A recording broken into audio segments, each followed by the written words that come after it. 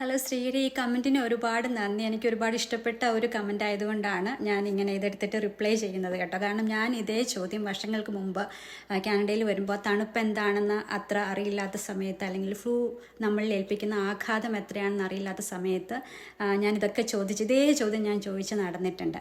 അപ്പോൾ എൻ്റെ കൂടെ ഈ പാർട്ട്നേഴ്സ് ഇൻ ക്രൈം എന്ന് പറയുമ്പോൾ ഞങ്ങളുടെ പപ്പയും ഉണ്ട് കേട്ടോ. പപ്പയെന്ന് പറയുമ്പോൾ എൻ്റെ ഫാദറിൻലോ. അപ്പോൾ ഞങ്ങൾ രണ്ടുപേരും ഒരുമിച്ച് ഈ ഫ്ലൂ വാക്സിൻ എടുക്കാതെ ഫ്ലൂവിനെ എങ്ങനെ അടിച്ചൊതുക്കാം എന്നൊക്കെ ഗൂഢാലോചന നടത്തി ഇരുന്ന ഒരു സമയം. ആ സമയത്ത് എനിക്ക് ഫ്ലൂവിന് ശേഷം സെക്കൻഡറി ബാക്ടീരിയൽ ഇൻഫെക്ഷൻ വന്ന് ന്യൂമോണിയ ആയിട്ട് അഡ്മിറ്റായി. പക്ഷേ പപ്പയ്ക്ക് അന്നൊരു 83-84 വയസ്സുണ്ട്. ആ സമയത്ത് പപ്പയ്ക്ക് ഫ്ലൂവിന് ശേഷം ഈ സെക്കൻഡറി ബാക്ടീരിയൽ ഇൻഫെക്ഷൻ ന്യൂമോണിയായി മാറി. പപ്പ ICUലായി. കുറേ ദിവസങ്ങളിൽ അങ്ങോട്ടോ ഇങ്ങോട്ടോ എന്നില്ലാതെ ഞങ്ങളിങ്ങനെ ഒരുപാട് കഷ്ടപ്പെട്ടു. പക്ഷേ പപ്പേനെ നമുക്ക് തിരിച്ചു കിട്ടി. പിറ്റേ ദിവസം ഞങ്ങൾ രണ്ടുപേരും ഇതിനെപ്പറ്റി പഠിക്കാൻ തുടങ്ങി. അങ്ങനെ പപ്പയും ഞാനും തീരുമാനിച്ചു അടുത്ത വർഷമുള്ള നമ്മൾ ഫ്ലൂ വാക്സിൻ എടുക്കും.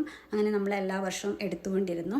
അപ്പോൾ ഫ്ലൂ വാക്സിൻ എന്ന് പറയുമ്പോൾ അതിന് ഗുണമെന്ന് പറഞ്ഞാൽ നമുക്ക് ഫ്ലൂ വൈറസ് നമ്മുടെ ചുറ്റിനുമുണ്ട്.